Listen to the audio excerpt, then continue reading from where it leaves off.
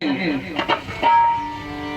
मैना आज मेरी बेटी सयानी हो गई है, इसके योग कोई सुंदर वर देखा जाएगा।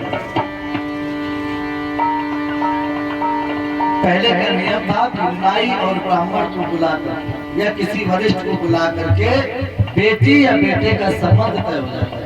नाई ब्राह्मण जाते थे, बोले तुम्हारी बिटिया के लिए बड़ा सुंदर घर है, बेटे के लिए बड़ी सुंदर लड़की है, बस विवाह हो जाते थे।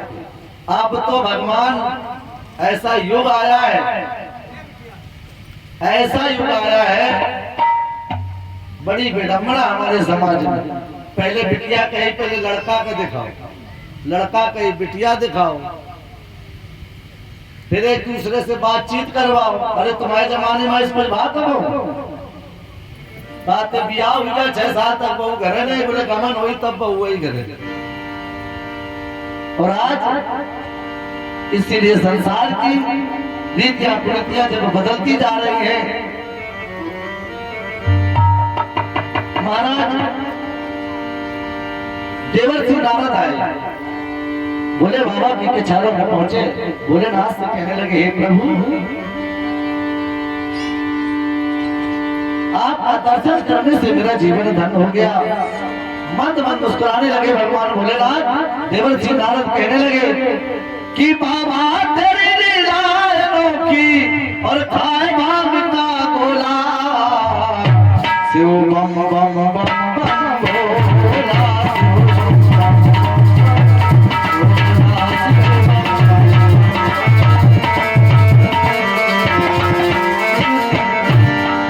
शिव की जटा सावन की घटा, जला के माथे पे चंद्र छटा,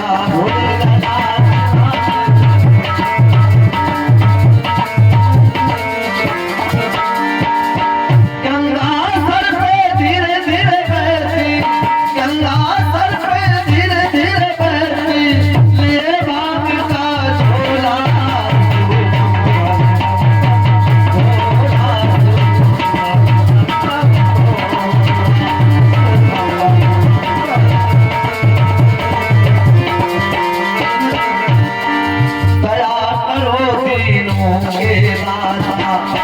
पिता और तुम ही हमारा, दया करो तीनों के दाता, तुम्ही पिता और तुम ही हमारा। साथ तुम्हारे ने पहन लिया है, साथ तुम्हारे ने पहन लिया है, तेरे नाम का झोला, शिव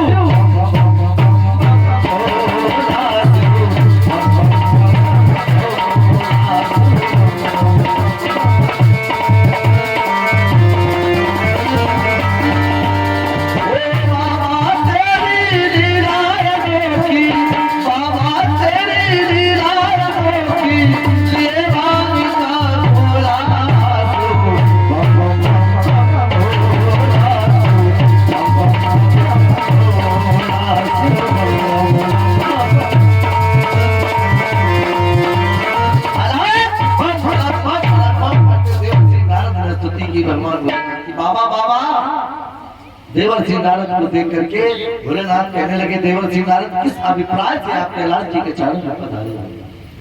नारद जी कहने लगे, बाबा मेरी के प्रबल इच्छा हो रही है कि आप अपनी शादी कर डालो। बाबा मंद मंद मुस्कुराने लगे, भोलेनाथ अच्छा देखिए ब्याह की चर्चा हो तो किसको खुशी नहीं होगी। कहूँ घर में लड़का के सगैया अगर आ जाए तो लड़का फिर पता नहीं किस दाएं देते घर में, हीलन से ही क्यों, गुलन से ही क्यों कि आज मैं सगैया आया। तो कौन लड़का बेचारो सीध होते तो घर से बाहर है। बोले बाबा मुझे पता चला, देवर्षि नारद ने कहा कि हम तुम्हारी सगाई लेके आए, तुम्हारा विवाह। भोलेनाथ ने कहा बुद्धि सही है देवर्षि नारद, अरे इस बूढ़े के साथ अपनी बेटी कौन विवाहेगा? बोले नहीं बाबा देखिए, जब मजमानी मजबूत हो तो संबंध होकर रहता है। महाराज गलत नहीं कह रहे, मजमानी अगर मजबूत है और कोनो मजमानी का वही सोए कि पहले वहां सगाई ले आवे, फिर का लड़का दारू पिए। आजकल ऐसे बहुत मजमानी ऐसे उनका अगर कुछ ना समझोगा, लड़का ने 3 ना 5 ना छोड़े, घर वाले ने चाय ना पियाई तो कही अरे वो पहले बहुत अच्छा तो खराब हो गया। अरे बोले वो रोज सुबह, अरे फूफा तुम तो कहते रहो कि वो ऐसा है कि लड़का बहुत अच्छा है, कोई नशा नहीं करता, 4 दिन में पियन रहा। अरे बोले भाई तो करो तो शुरू करी तो कोनो मजमानी बड़ा बड़का सोच, अरे कराओ तो जब तक संबंध में मजमानी मजबूत है तो संबंध पर हो करके रहेगा। भोले बाबा का मजमानी बहुत मजबूत। देवर्षि नारद ने कहा हम गारंटी लेते हैं कि तुम्हारा विवाह जरूर कराएंगे। देवर्षि नारद अपनी वीणा की झनकार लगाते श्रीमन नारायण नारायण हरि हरि नारायण नारायण करते राजा हिमाचल की नगरी हिमाचल प्रदेश पहुंच गए। और जिस समय पहुंचे तो राजा हिमाचल से कहा देवी मैना सामने बैठी हुई है, बोले तुम्हारी बेटी के सुयोग सुंदर मैं ढूंढ के लाया हूं, अगर मेरी बात मानो तो अपनी बेटी पार्वती के विवाह मैं जहां बताऊं वहां कर दीजिए। अभी नारद जी ने बताया नहीं, बोले लड़का की खूबी, बोले वो 3 लोक का स्वामी है, बोले दूसरी बोले कैलाश का राजा है। जब राजा का नाम सुना तो राजा हिमाचल गदगद हो गए कि राजा है आखिर, तो राजा के साथ बेटी के विवाह करने लगे। उनके पिताजी का नाम आप देवर्षि नारद। अब जब पिताजी का नाम पूछ दिया देवर्षि नारद कहते अब तुम्हें हमारे ऊपर भरोसा है कि नहीं? बोले नहीं नहीं महाराज तुम्हारे ऊपर पूरा भरोसा है। बोले कैलाश का अधिष्ठाता है परम अवधूत महात्मा भगवान बोले भूतनाथ भवन शंकर के साथ तुम्हारी बेटी का विवाह संपन्न होना है। ब्रह्मा जी ने लेख में लिख दिया है। अब हिमाचल राजा ने कहा जब लेख में लिख दिया गया है तो मुझे तो करना ही पड़ेगा कि विद का लिखा को मिटना। पत्र व्यवहार लिख दिया गया।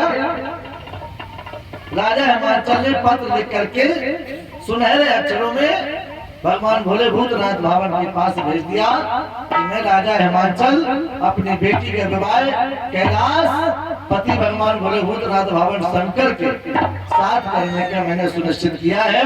अपनी बारात लेकर के महाराज कैलाश की कचारों से हिमाचल पधारिए।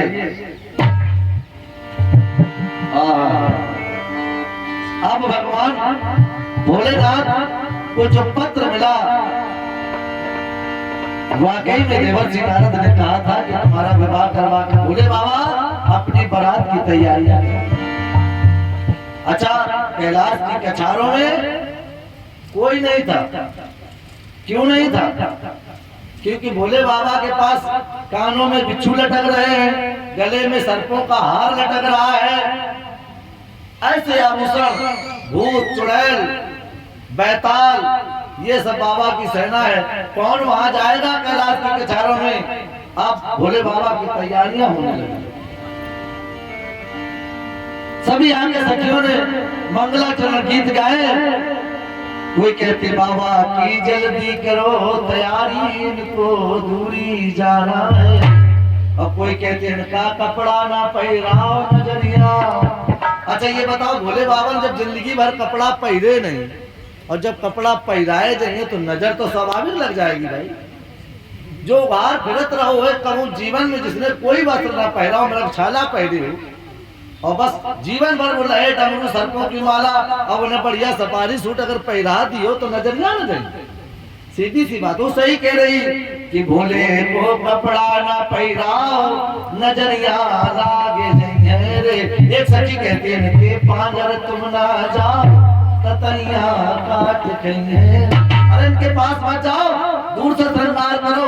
सभी 4 चुड़ैलें इकट्ठा हो गई, कोई रंग लगा रहे, कोई माहौल लगा रहे, कोई वस्त्र पहरा रहे हैं, तरह तरह के मंगलाचरण गीत गाए जा रहे हैं। और जब भोले बाबा अपनी बारात लेकर के चल देते हैं कि आज भोले बाबा चल भे दोनों संग न साथी। कोई साथ में कोई भूत चुड़ैल अपने पारिवारिक जन दिखाई नहीं दे रहा, परिवार हो तो दिखाई दे। भोले बाबा का है कोई भूत है चुड़ैल। और वही सखियां सब मंगलाचरण गीत गा रहे दोनों संग न साथी। बाबा का जो वाहन था वही नंदिया पर सवार नादी पर, और नंदी पर बैठकर बड़ा अच्छा घंटा लटका दिया टन टन बढ़िया सायरन बजाते भोले बाबा अपनी बारात लेकर के चले। ब्रह्मलोक से ब्रह्मा जी ने देखा मेरे भोलेनाथ कैलाश की कछारों में जा रहे हैं। ब्रह्मा जी ने ब्रह्मलोक छोड़ दिया